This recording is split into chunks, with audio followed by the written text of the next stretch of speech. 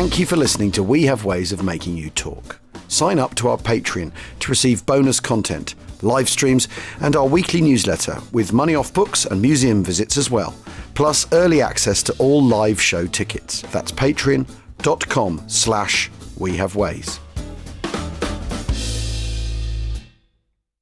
Ryan Reynolds here from Mint Mobile. With the price of just about everything going up, we thought we'd bring our prices down. So to help us, we brought in a reverse auctioneer, which is apparently a thing. Mint Mobile Unlimited Premium Wireless. How to get 30, 30, bit to get 30, bit to get 20, 20, 20, bit to get 20, 20, bit to get 15, 15, 15, 15, just $15 a month? Sold! Give it a try at mintmobile.com/switch. Upfront payment of $45 for 3-month plan, equivalent to $15 per month required. New customer offer for first 3 months only. Speed slow after 35 gigabytes if network's busy. Taxes and fees extra. See mintmobile.com. We off? 30 seconds of carefree bliss. Oof, like wind in your hair carefree. Oh, like using Clorox disinfecting all-purpose cleaner in the home carefree. Yes! Like dog slobbing on the coffee table and cleaning it with Clorox carefree. He's on a roll now. Spit toothpaste on the faucet. You got it. You got it. Peanut butter on the light switch. Oh, spritz, spritz. Spritz, spritz. Clorox, man. Clean feels good. Okay, we're back. Use as directed.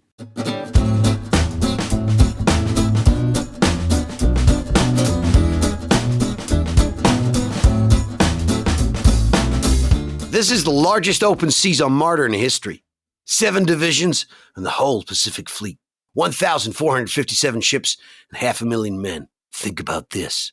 All those ships and men have to arrive together at the right time and place, thousands of miles from the USA. Remarkable logistics. The 7 divisions all come from different places and are all on ships. An awesome sight. Then there were the warships, carriers, battleships, and cruisers, and lots of destroyers. There are also some 40 submarines that had been in the operation and had transported the underwater personnel who had worked on the barriers.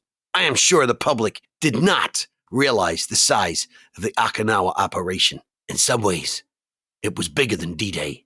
And that was, of course, First Lieutenant Bill Looney. He's the executive officer for Charlie Company, 1st 5th Marines Regiment from the 1st Marine Division. The old breed. Yes, welcome to We Have Ways of Making You Talk. And one word, Okinawa. It is, quite simply, the biggest battle of the Pacific. Yep. It's huge. It's absolutely huge. And it's 3-dimensional, as all amphibious operations are, but much more so than most, I think. You know, air, land, and sea. The naval battle is just off the scale. It's so dramatic. There's so much going on. The ground battle is a complete horror story that involves native Okinawans as well as the 32nd Japanese Army, as well as the US 10th Army, which is a combined Army and Marine ground force. You've also got the British Pacific Fleet. Let's not forget them, also involved in this. This is enormous in its scale and complexity. And it is only right that this 80th anniversary of 1945, we do a bit of a number on Okinawa, to be fair. We're also going to be tackling Burma, of course. Yeah. But Okinawa, it's a biggie. You can't do Iwo Jima and Peleliu and not do Okinawa. Well, and also, a thing we've been talking about a lot lately on the podcast is the decision to drop the atomic bomb. If you want to know why, listen to these episodes. Well, quite. Yeah. We're going to begin going back a little bit in time, because Operation Iceberg, as the American assault on Okinawa is codenamed, begins on Easter Sunday, 1st of April, 1945, April Fool's Day. But inevitably with these things, the preparations begin a little bit earlier than that. And we're going to be turning to 0710 hours on the morning of Monday, the 19th of March, 1945. So there's a low cloud ceiling of 10/10ths cloud, around 2,000 feet, covering the ocean in what were ideal conditions for the aircraft of the Japanese Imperial Navy's 5th Air Fleet to attack. 5th Air Fleet is based on Kyushu, the southernmost island of the kind of mainland of Japan. And down below, just a few miles off the south coast of the island of Shikoku, was much of Task Force 58, a huge fleet of the US Navy. And they're waiting for their own fighters to return from attacking targets on Kyushu, where there's plentiful Japanese airfields. Suddenly, a swarm of Japanese bombers appears. They've got past the Combat Air Patrol above, the CAP, and they hit the USS Wasp of Task Group 58.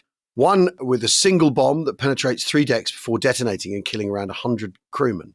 Minutes later, a Yokosuka D-4Y Suisei dive bomber hurtles through the cloud base at about 1,000 yards ahead of the carrier USS Franklin, which is the carrier for Admiral Ralph Davidson's Task Group 58. And it drops 2 250-kilogram bombs before the anti-aircraft gunners can react. Pops out of the low cloud. You haven't got time to spot and react, have you? That's the thing. No. This low cloud is absolutely perfect for ambushing ships. Exactly. If the dive bombers can find them, they have the whip hand here. The bombs punch through the flight deck and into the heart of the ship with catastrophic consequences, worse than any other that survived the Pacific War. Hundreds are killed instantly.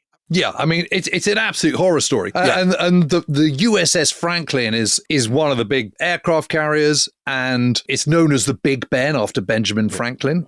And how it works is you've got Task Group 58, which is huge. This is the big carrier strike force. So it's an outsized fleet, effectively. Yeah. It is absolutely enormous. And it's divided into different task groups within because it's so the enormous. task force, because it's so enormous. So you've got Task Group 58.1, you've got Task Group 58.2, 58.3, 58.4, and there's even 58.5, which is a kind of sort of night operations thing. So typically these task groups would have, maybe a couple of aircraft carriers, some cruisers, screening destroyers each.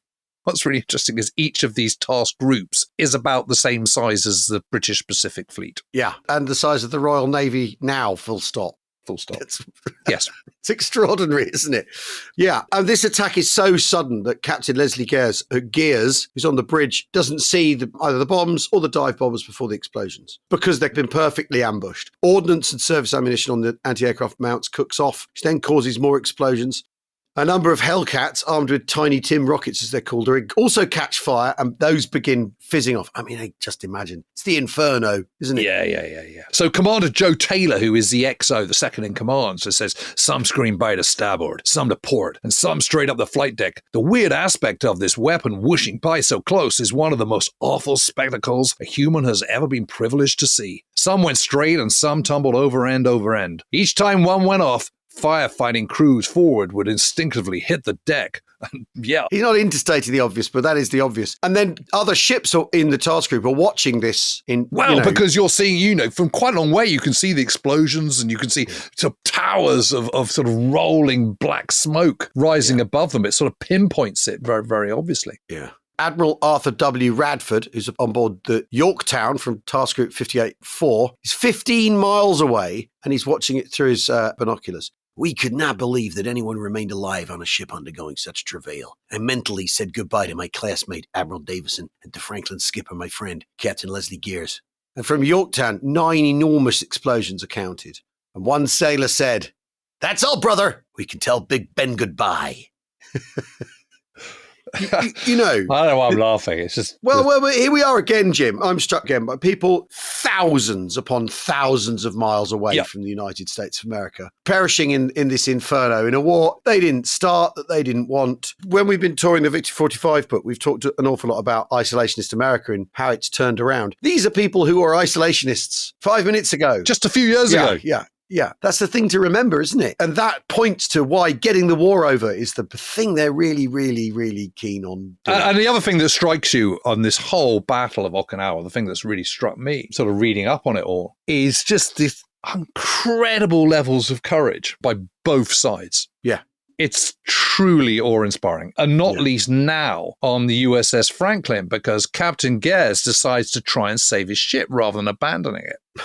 The cruiser, the USS Santa Fe, comes alongside and takes off many of the crew, including Admiral Davison and his staff, who, after all, is, a task group commander. And far control parties are then sort of working tirelessly and in immense danger. But incredibly, by about 11 a.m., they've managed to subside most of the flames to a point where the cruiser USS Pittsburgh manages to kind of link up with the Franklin and take it off in tow. And soon after, the carrier is making 3 knots. And the amazing thing about this is, of course, it's being towed by the Pittsburgh, but all the while, work is furiously going on the carrier. No one's idle. They're working down in the engine rooms. They're kind of mending stuff, repairing stuff, pairing wiring and all this kind of stuff. So that by 3 a.m. on the 20th of March, so less than 24 hours after it's been hit, the Big Ben regains enough power and is able to make 20 knots under its own steam. And it's that ability to not only kind of, be immensely courageous, but also the engineering clout to be able to keep these ships going at sea, even when they've been kind of very, very badly stricken.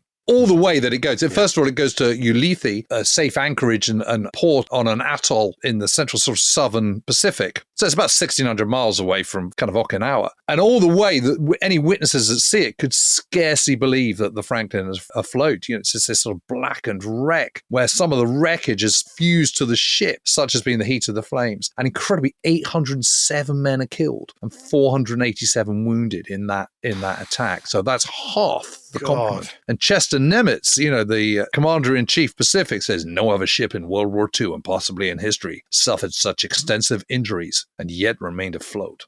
I mean, it's just, I guess it's the point I was making. It kind of speaks of the superb training of the US Navy, Yeah.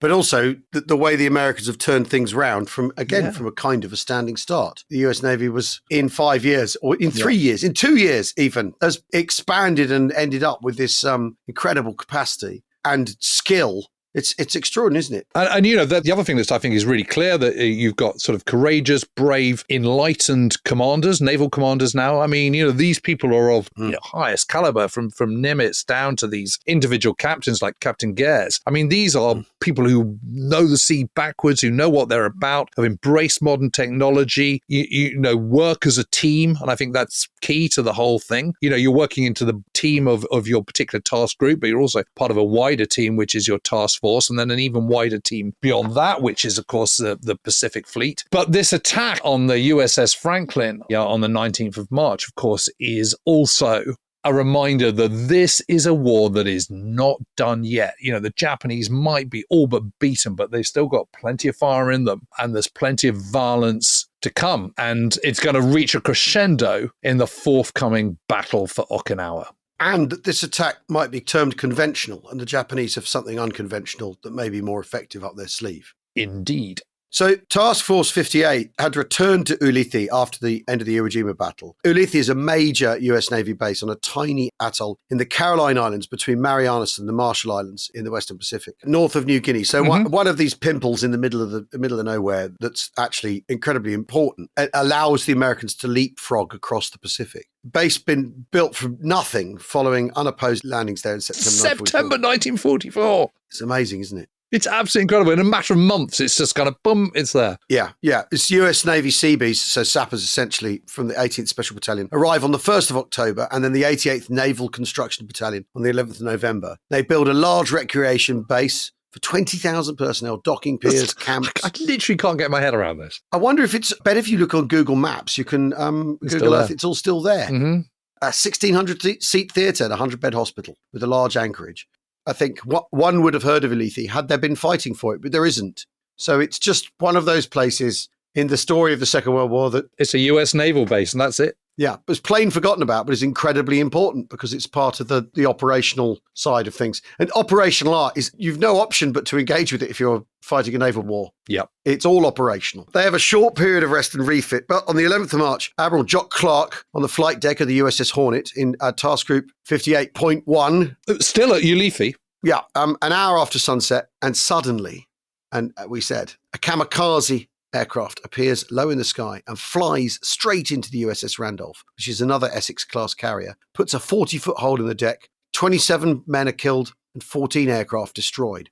This is the beginning of a completely unexpected, and if you thought what's going on with the Yorktown was bad, for kamikaze bombing, you don't require those perfect conditions. All you require is a pilot willing to... Yep. You can go further because you haven't got to do a return trip. You go further because you haven't got to do a return trip. And you don't need skill in dive bombing either. You don't need to work the parabolas and all that. So the attackers have flown from Kyushu, which is 1,600 miles away, on a one-way mission. This plane is one of 24 kamikaze planes that took off as part of Operation Tan 10 suffered from engine problems. Yeah, right. And turned back. Oh, no. Oh, yeah, I just, I'd love to go and kill myself. The oil pressure by oil pressure. Oh, no, I'm sorry. There seems to be, I can't lower my undercarriage again. Well, you don't need to lower your undercarriage again. Yeah, but several others disappear en route. I bet they do. But one lone bomber finally hits the Randolph at 6:52 p.m. As ever, because no one knows what's going on the other side of the hill, the Imperial Japanese Navy 5th Air Fleet staff, they conclude that 11 American carriers must have been struck. In fact, it's just one.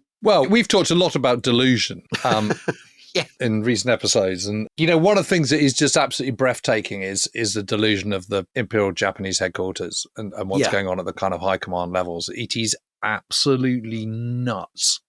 Yeah. Be that as it may, despite the attack on the Randolph, the whole of Task Force 58 is back out at sea on the 14th of March under Admiral Mick Mitcher, who's a tough old bird if ever there was one. And his flag is on the USS Bunker Hill. So there are these 4 main task groups, 58.1 to 58.4. And then there's, as I mentioned earlier, the 58.5, which is the kind of sort of night operation, smaller one. Their task is to absolutely hammer Japanese air bases on Kyushu, Shikoku, and southern part of Honshu, of the main Japanese home islands, ahead of Operation Iceberg, which is, as we mentioned, the invasion of Okinawa. And L Day, Love Day, not D-Day, is scheduled for the 1st of April. So this is very much the kind of softening up operations. Yeah. And, no one is expecting it to be easy. They're dominating the skies and they've got the upper hand. But these crazy Japanese and their kamikazes, etc., are still posing a massive threat. Yeah, the Japanese have other ideas, don't they? And what it's all about for the Japanese by now is making it too difficult and too bloody for the Americans. Yeah. They're close to achieving that, is the truth. Yeah. But what is absolutely not happening anymore is there are no aircraft carriers that are operable. Amazing when you think how crucial that was to the whole Imperial Japanese Navy's strategy, the start of the war. Whatever planes are taking off, they're taking off from southern Japan. And that means Kyushu and Shikoku and places like that. So, and what's left of the Japanese Air Force is now combined into the Japanese Air Fleet, which is commanded by Admiral Motomi Yugaki, who is obviously a naval officer. But there are both Imperial Japanese Army and Imperial Japanese Navy units in this. And it's much the same way that kind of, US Army and US Marine Corps are operating side by side in ground operations, the same kind of thing, same principle, I suppose. And Yugaki is based at Kanoya Air Base. So he has corralled almost all the surviving aircraft that the Japanese have. And their job is to kind of try and delay invading the home island as long as possible. But there's some debate over this. It's not straightforward. Yeah. 2 weeks earlier, though, Tokyo had ordered that the best and most experienced air squadrons be kept back for invasion of the home islands, not to be used against a mere carrier raid. So even if American Navy, US Navy planes appear over the homeland, Japanese pilots were to resist the urge to engage. Yeah. So they're saving them up, basically. Yeah. Anti-fighter plane combat for the purpose of air defense of strategic points will not be carried out, in principle, with combat strength, except when the situation is particularly favourable or when it is urgently needed. But what you do see is increasingly is greater fractiousness at command level at this time. Yeah. People are not just taking it on the chin in the way they used to. And Yugaki, amazingly, just decides to completely ignore this because he says, well, this is absolutely crazy because if his airfields are completely destroyed and the aircraft destroyed, then he won't be able to carry out any scouting and patrols and he won't be able to defend Kyushu, that have been destroyed on the ground without putting up any fighter tools. So, he thinks, actually, no, sod this. So I'm going to counterattack with entire strength. Yes. I mean, Japanese officers are pretty liberal with their orders, aren't they? Often. Yeah. And can frame it in terms of, I'm doing the right thing for the emperor, regardless of the orders of the people in between me and the emperor, can't they? That's how they tend to do it. So before dawn on the 18th of March, 90 miles south of Kyushu, 130 Hellcats and Corsairs are launched. These are US Navy fighter planes. Yeah. And the latest, they're fast, they're agile, they're absolutely full to the gunnels with 50 caliber machine guns and they can take bombs and all sorts. Well, the Vought Corsairs are a proper unit, isn't it? That's it's absolutely amazing. And there's little opposition, a few aircraft on the ground, so they mainly strike ground installations. There's a second round of strikes that same afternoon of the 18th of March, further inland, and the US Navy aircrew claim 102 enemy aircraft shot down, 275 destroyed on the ground. Oh, this is clearly kind of exaggerated, but potentially not massively so. Yeah, with a slight pinch of salt. But basically, they're dominant. That's the point. However, little opposition and few aircraft on ground is the clue. However, that same afternoon, Imperial Japanese Navy pilots come through the thick cloud and hit USS Enterprise and Yorktown. Intrepid is also hit. The 3 carriers managed to contain the damage, but the Americans are unnerved to find there are still enemy pilots who can pull this stuff off. Yeah, clearly enemy pilots are clearly experienced. These are not rookies where they've done it. And I think it's more the kind of the skill of the Japanese pilots that's really shocked them rather than the fact that the pilots have appeared. Yeah. And that's the same day, of course, that they strike Franklin and Wasp that we were talking about earlier on. Yeah. So on the morning of the 19th of March, the Americans then attack Japanese warships anchored at Kure and Hiroshima in the inland sea. I mean, people like to say Hiroshima's never been involved in the atomic bomb is the first time it's troubled by the war. That is not the case. No. The US Navy pilots, they have a bad time of it. 2 squadrons of Hellcats are ambushed and from behind by elite pilots. The 343rd Kokutai flying the new Kawanishi N1K2s. A dozen American planes lost. Well, that's quite a big hit. That's quite a big hit in one go. Yeah. And lots of anti-aircraft fire over Kure as well. The Americans lose 60 planes that day. I mean, it's a lot, isn't it? Yeah, it is a lot. And when you consider that to replace that aircraft, it's got to come all the way across the Pacific. Yeah. These are precious assets, aren't they? Well, yeah, and the pilots have got to come all the way across the Pacific too. Yeah, and, And if you're shot down and taken prisoner, it's no picnic, is the other thing. Put it mildly, yeah. But there's no getting away from the fact. But, that's what they're there to do. And no one is expecting it to be easy. And this is all part of the softening up operations for Okinawa. And the idea is that by reducing the airfields on Kyushu particularly, their lives will be easier when it comes to the invasion of the island of Okinawa. That's the plan. And in 2 days of strikes, Task Force 58 that hit Japanese airfields, ports, warships, destroyed as many as 400 enemy aircraft. But they had a pasting in return. There's no getting away from it. 6 aircraft carriers hit and damaged. 3 of which needed major repairs and were now out of action. So that's the Enterprise, the Wasp, and the Franklin. So Admiral Mitcher actually decides to pull back before the planned 3rd day of strikes. So most of the task force then RVs with their service squadron 150 miles southeast of Okinawa for refueling and rearming and so on and prepping for iceberg. So that's the other aspect of this is, it's all very well having the naval base of Ulithi kind of 1,600 miles away, but you also need service squadrons 150 miles away. So that's like your A echelon, your immediate backup troops rather than your B echelon, which are kind of sort of in the rear. And, the logistics of that are obviously enough to make your head hurt a bit. Yeah. Well, so while your head's hurting, we will take a brief break and we'll be back with the plan for Operation Iceberg. They do the better operational names, the Americans, let's face it. Yeah, well, I think so. It's good. I mean, but I'm not really thinking of icebergs. I'm just thinking of lettuces. We'll see you in a tick.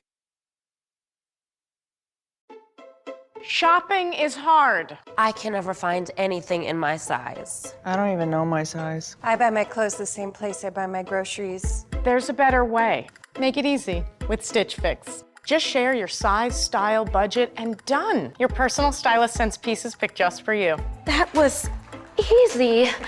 Stitch Fix. Online personal styling for everyone. Free shipping and returns. No subscription required. Get started today at stitchfix.com. Hello, I'm Gordon Carrera, national security journalist. And I'm David McCloskey, CIA analyst turned spy novelist. Together, we're the co-hosts of another Goalhanger show called The Rest is Classified, where we bring you the best stories from the world of secrets and spies. We have just released a series on the decades-long battle between the CIA and Osama bin Laden, and this week we are stepping into the devastation of the 9/11 terror attacks to understand how Osama bin Laden was able to carry out such a plot right under the nose of the CIA. It was a moment that changed global politics forever, shifting the focus of spy agencies away from nation states towards hunting for terrorists and understanding the extremist ideology that drove them. We will then go into the decade-long manhunt for Osama bin Laden, which culminated in a dramatic raid at his compound in Pakistan in 2011, which killed the world's most wanted terrorist. So if all of this sounds good, we've got a clip waiting for you at the end of the episode.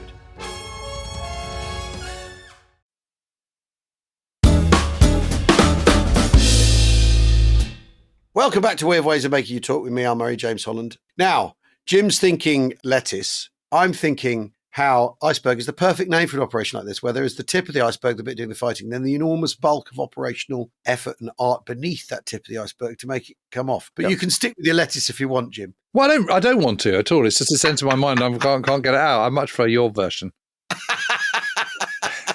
That's the truth of it.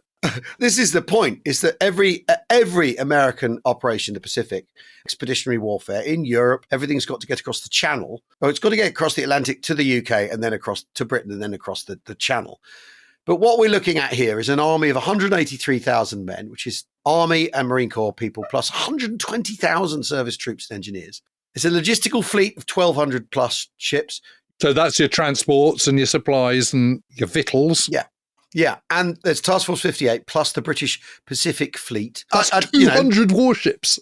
You want to compare the distances crossing the English Channel? It's 6,100 miles from San Francisco is Okinawa. I mean, it's 850 miles from Iwo Jima. It's 920 miles from Manila. It's 1,400 miles from Guam. And it's 1,400 miles from Ulithi. These distances... Yeah, it is huge. And also, just one comparison, 200 warships. Okay, so on D-Day, there's 1,213. Yeah. So there's almost 80 more in the Pacific waters around Okinawa than there were on D-Day. I mean, just think about what that looks like. 200 warships. Yeah, it's extraordinary. It's immense. One of the key distances, though, in all this is they're only 330 miles from Kyushu. So this is, if you're looking at the island hopping towards the mainland, this is one of the most important hops possible. And here's a stat for you. Oh, I love this. So this vast Allied fleet is burning 6 million barrels of fuel per month. 6 million. And every single one has to be transported from the US in tankers. Incredible.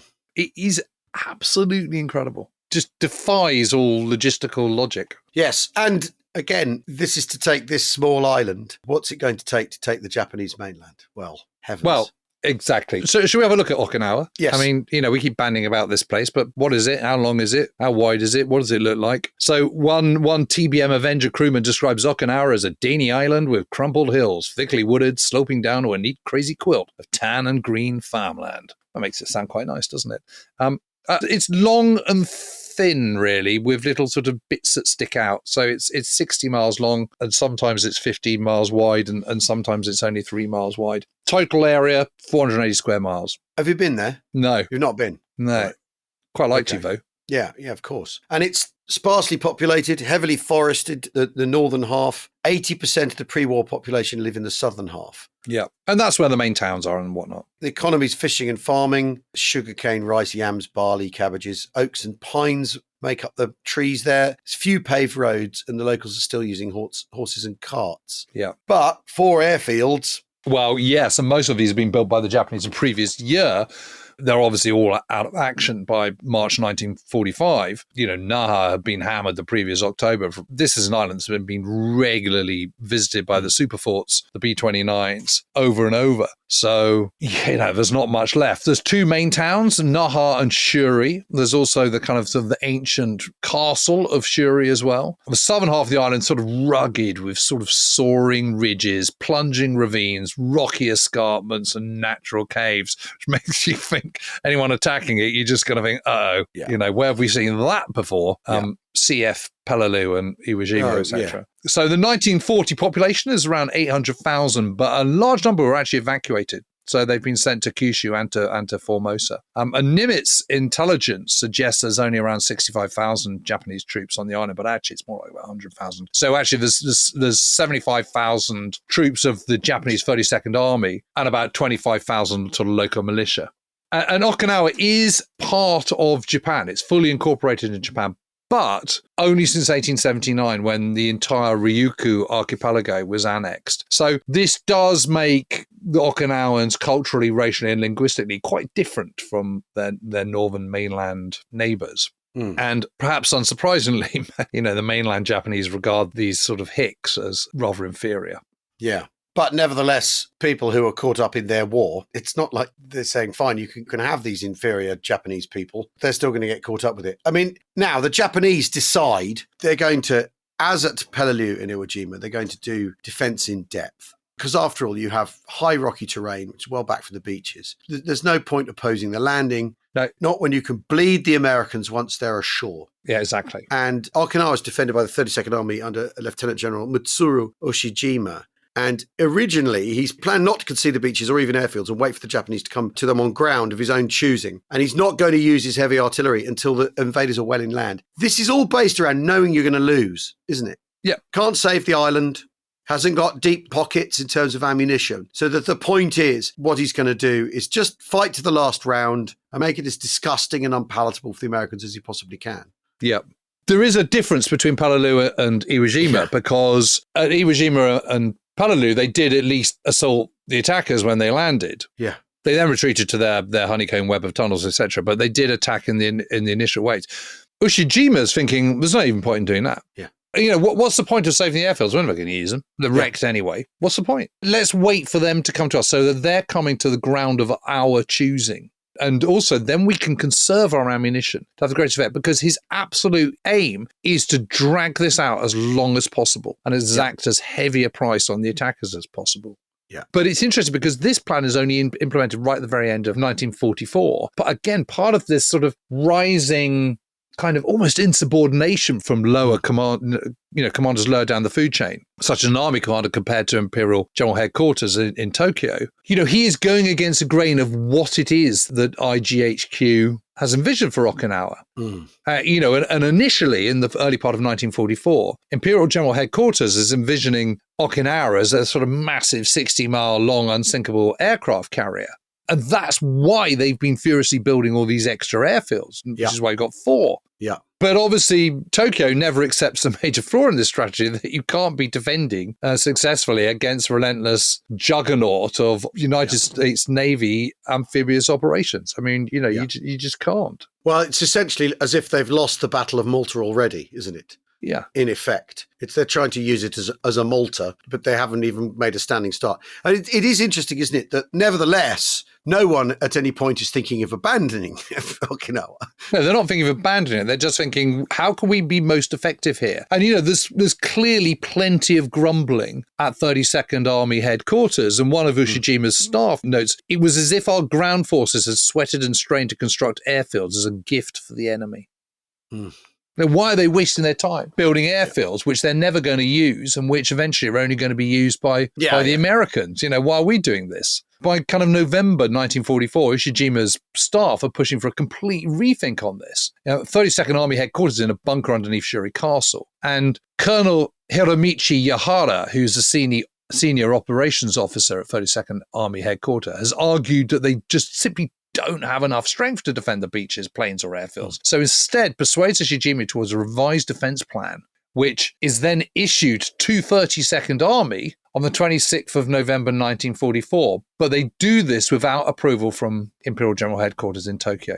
Yeah, they're just doing it anyway. So they opt for is a system of tunnels, bunkers, pillboxes, trenches, tanks, sort of honeycomb of interlinked caves, all interlinked with tunnels. And at the heart of it is the Shuri Castle, which is the ancient seat of the Ryukyuan kings, and Ushijima's command post bunkers on the reverse slope of the ridge near the castle. And basically, they've built a thing, an extremely tough nut to crack, and that negates lots of the American advantages, right? Yeah. Once you're engaged in this battle, American control of the air is kind of... Who cares? But it's just nowhere near as important as it could be. Yeah. Well, it's who cares to the ground battle, that's for sure. So it's 3 concentric rings of fortifications around Shuri Castle with sweeping fields of fire. Ian Toll, the writer, calls it a Pacific Verdun. Yeah. And he's onto something. I mean, the other thing is these Japanese soldiers, this is very, very hard work building all this. Oh my God, can you imagine? Yeah. There's no concrete here. This is, so the front of the bunkers are, the embrasures of these caves are lined with pine logs, which have been cut from the northern part of the island. Then they've got kind of huge camouflage of branches and trees and camouflage netting and all the rest of it. And the heavy guns can be brought into different positions. So they've got a sort of quite a 360, but a very wide arc of fire. And they can also pull them back into the caves. Yeah. The artillery is among the best troops left in the Imperial Japanese Army. So, they're going to be a really, really tough nut. I mean, this is a kind of defensive network that the Americans are going to have to clear bunker by bunker, tunnel by tunnel, ravine by ravine, ridgeline by ridgeline. And it's going to be completely unforgiving. Yeah. Now, there are civilians, of course, as we said, on the island. Yep. In March, that most of them have evacuated north. But you've also, if you're a civilian there, and even though you're held in low regard by your fellow Japanese citizens, you're now part of the defence militia. Every civilian is told to try and kill 10 enemy soldiers before being killed themselves. In other words, and by the way, you will get killed as well. Women and children are ordered to safe areas so as not to become operational obstacles, because it's not acceptable to lose in battle to save civilian lives. I mean, honestly. Well, at least they know where they stand.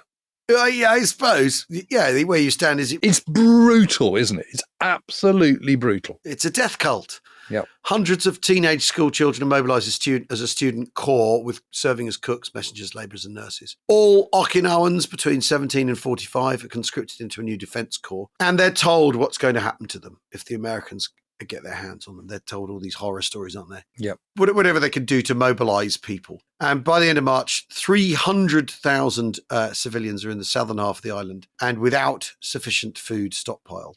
They're just not ready for this. And that's because the 32nd Army has only got one use for these Okinawan civilians, and that's as defenders. You know, they're not interested in their personal liberties or anything like that. No. It's all about preparing for the onslaught when the Americans come, making it as long as possible. And the 32nd Army are all preparing for imminent demise, and so should the Okinawans. That's the brutal truth of it. But clearly a human catastrophe is in the making, and so it is. I mean, crikey.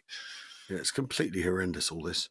Now, there is a Japanese air strategy. Which has been devised by Yugaki.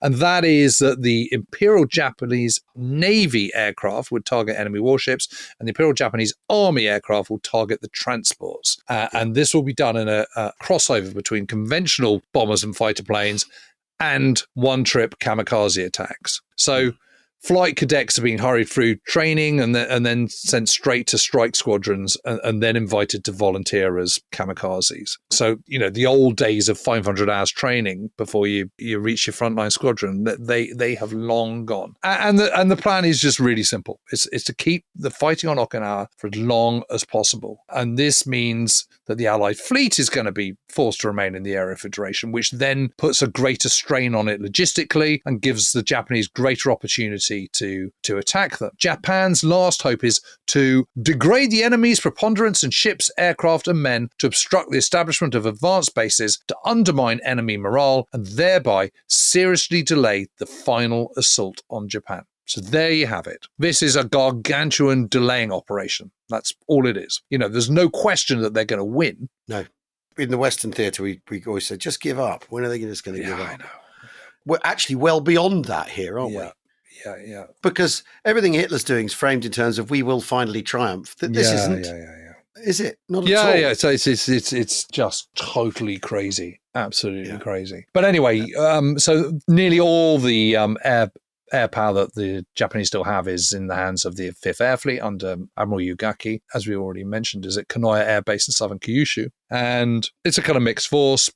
600 plus strong, varying times. It's hard to keep tabs on it because of the numbers just keep getting shot down, then more come through. Yeah. What is also extraordinary is the rate of replenishment that's going on at this time. But of course, with that rapid replenishment also comes a massive drop in quality. And, these are not well-trained pilots by this stage. Anyone new coming to it, they're prone to deadly accidents. Weather constantly interrupts. This is not like flying in Florida or Texas or whatever. This is much more kind of European in style, in terms of kind of the vagaries of the weather. And training is constantly interrupted, and the air crews are generally in a bad way despite receiving the kind of priority allocations of fuel and supplies. And for example, on the 27th of February, Yugaki is given a briefing on the process of extracting biofuels from pine roots. So school children are being sent into the country to extract this, but this requires more than 1,000 hours of labor for 1 hour's flight on biofuels. I'm sorry, Jim, an obvious joke's come to me. They're flying net zeros, right? That's very good. It's ridiculous. Yeah, absolutely ridiculous. A complete waste of time.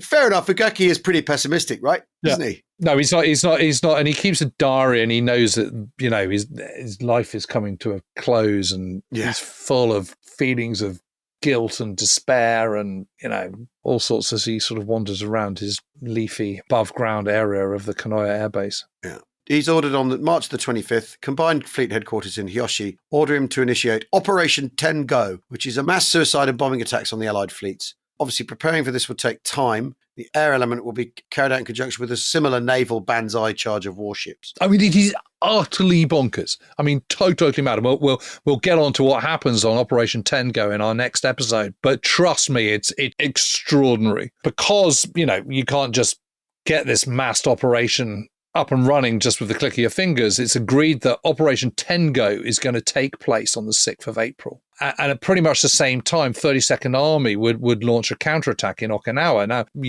Ushijima is not happy about this at all. He's defied Imperial General Headquarters with his battle plan of creating the tunnel network in the southern half of Okinawa and waiting for the Americans to come to him. That involves staying put in their tunnels. So he's not at all happy about having to do a counterattack. But anyway, those are the orders. But it's interesting because Yugaki keeps a daily diary, and he does confess to feeling wretched and guilty about consigning so many of his aircrew to death.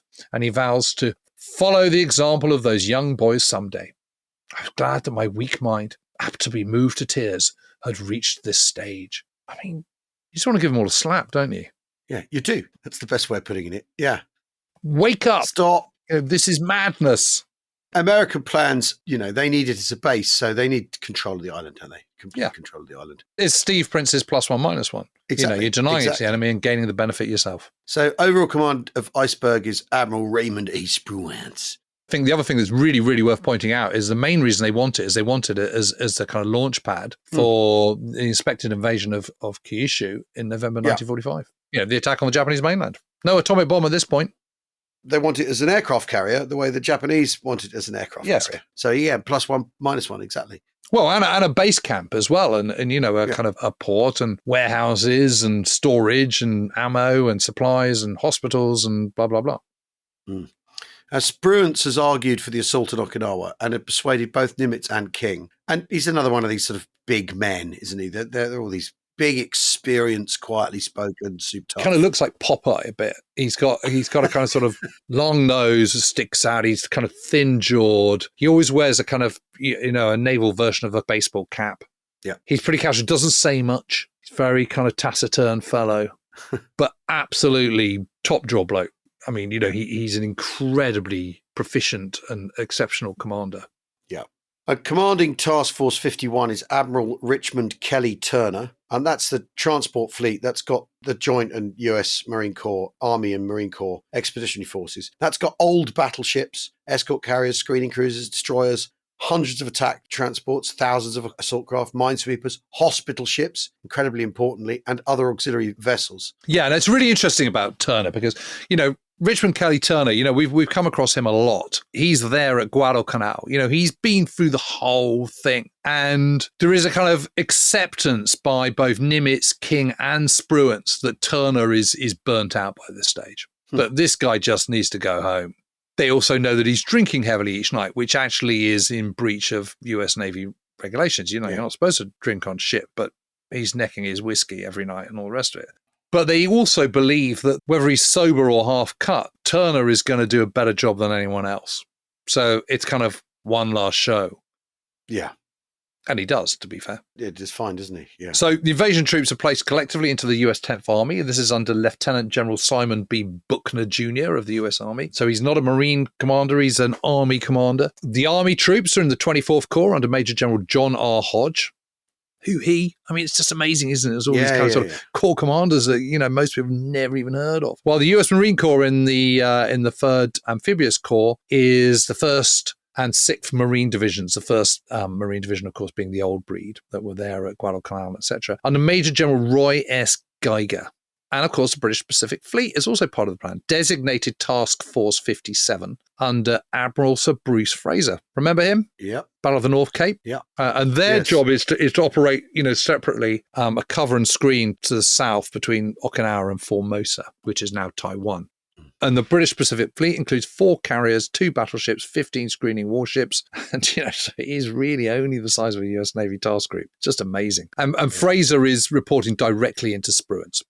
And in theory, they're operating independently, aren't they? They've been told, yes, you can come and join in the Pacific, but we're not going to help you out. But actually, they are plugged into the American logistic thing. Yeah, and there's no reason for the Americans to be poo-poo about this. I mean, it's still not an insignificant force. No, I know, but the official policy is that they've got to fend for themselves, but it's not actually what's going on. Yeah. which I think is quite interesting. There's a tension, isn't there, about the British Pacific Fleet.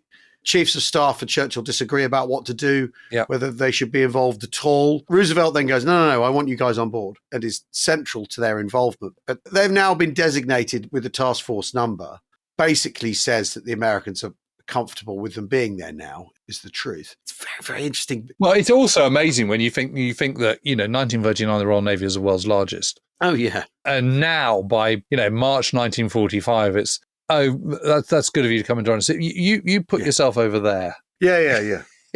As they're dwarfed by the Fifth Fleet. Yeah, I mean, they're a tiddler by comparison. I mean, it is very much the American attitude in the Pacific, though, that it's their war. They don't really want anyone else getting under their way, which is how the Australians end up sidelined and all that sort of stuff.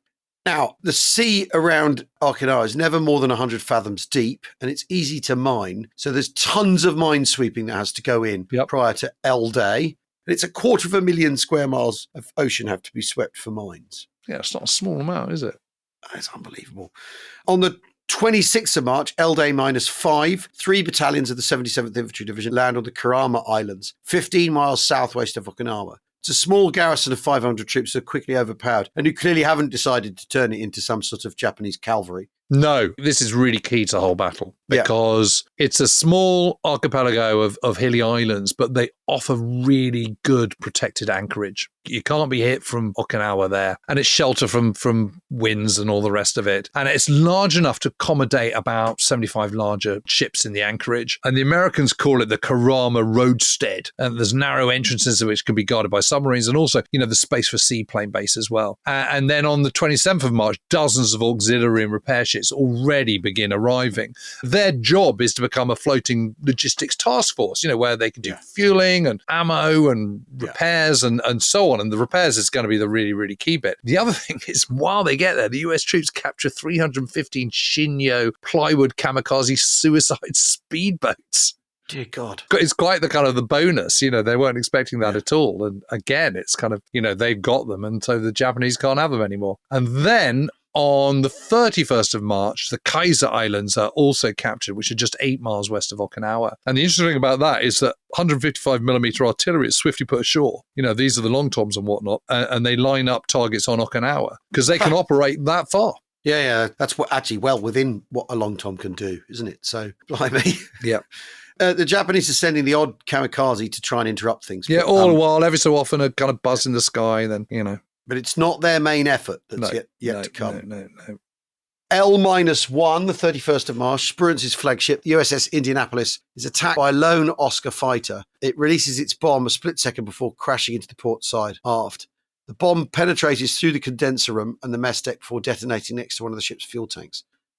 Ship's okay, but it has to be patched up at Kurama and then has to sail home for repairs. That's a near miss. Yeah. Spruance could have been killed. Yeah. Had things turned out differently. Yep. And he's moved to the battleship USS New Mexico. And then 72 hours before Love Day, they start the naval bombardment. It's a gigantic fire plan commanded by Admiral Morton L. Deo. His ships fire 3,800 tons of shells in the last 24 hours. And they're shelling the wrong bit. Yep. They're in the tunnels in the south. Keeps everyone awake in Okinawa. So, frayed nerves. Every village in southern Okinawa is destroyed and the airfields are smashed up. But it doesn't touch the sides when it comes to the fortifications. I suppose it is a wasted effort. I suppose it keeps the Japanese troops awake. Well, it probably keeps everyone in the fleet awake as well. Oh, maybe, yeah. But it lets you know it's coming, right? Mm-hmm. The guns are only firing because you're about to land on the beach. You know what I mean, Jim? Yeah, I do. As mood music, if you're in the assault force, it must concentrate the mind. Yeah, you bet. 1st Marine Division have been warned to expect 80 to 85% casualties. The first waves, yeah. It's unbelievable. So L-Day arrives. Sunday, the 1st of April, 1945, Easter Day, April Fool's Day. Men are roused before dawn. Usual final preparations, breakfast of the condemned men, steak and eggs. Always tastes delicious, but less delicious than it might do if you don't think you're going to be one of the 85% people about to become a casualty. And it's interesting, it's checking of weapons and kit and all the rest of it, nerves, smoking.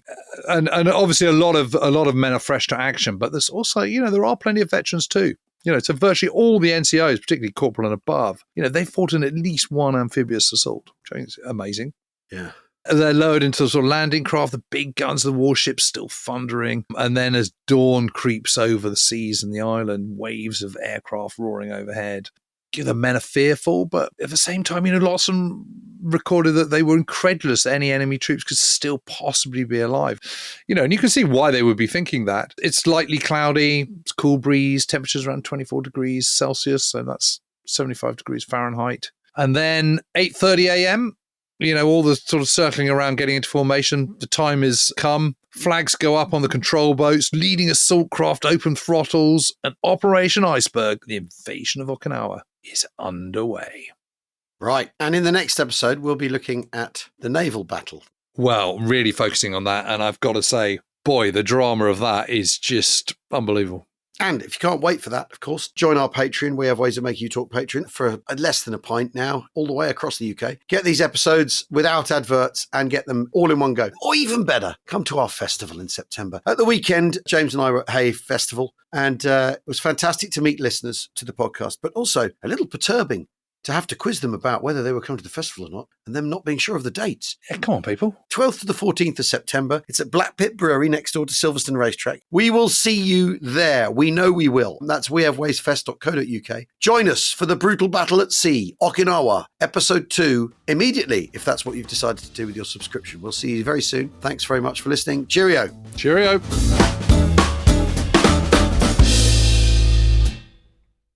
I'm Gordon Carrera. And I'm David McCloskey. Together, we're the co-hosts of another Goalhanger show called The Rest is Classified. Here's that clip we mentioned earlier on. When I look back on it now, you still see that, there's plans, there's memoranda, there's notifications, there's all these things, but they're never actually executed. They never actually kind of pull the trigger on anything, do they?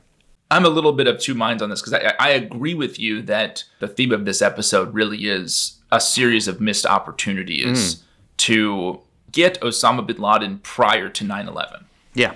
But we should also note that once Tenet and the CIA understand that Osama bin Laden is coming for us, in particular after the East Africa bombings, there is a push to improve our collection and our understanding of Al-Qaeda pretty significantly. Yeah. I mean, there's a bunch of human sources who get recruited in this period. There's a lot more technical collection. Alex Station is beefed up to more than 40 people. There's a bunch of connections with foreign partners on Al-Qaeda that hadn't existed before. I mean, interestingly, there's a PDB, President's Daily Brief, in December the 4th of 1998, which is titled, quote, Bin Laden preparing to hijack U.S. aircraft and other attacks. Yeah. And so there's a lot of strategic warning, I think you could say, about what Al-Qaeda is up to. And yet there's an inability, I think, to translate that into practical efforts and operations to stop